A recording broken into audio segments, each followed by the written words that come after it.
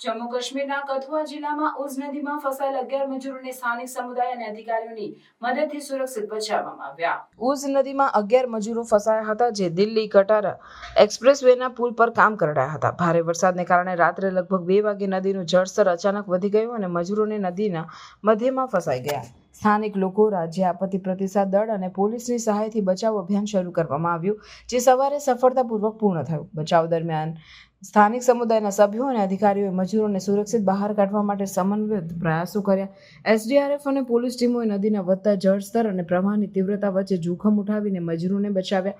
આ અભિયાનમાં સ્થાનિક નાગરિકોની જાગૃતિ અને સહકાર મહત્વપૂર્ણ સાબિત થયો। મજૂરોને બચાવ્યા બાદ તેમને તાત્કાલિક તબીબી તપાસ માટે નજીકની આરોગ્ય સુવિધામાં લઈ જવામાં આવ્યા, જ્યાં તેઓને કોઈ ગંભીર ઈજા ન હોવાનું નિશ્ચિત કરવામાં આવ્યું હતું।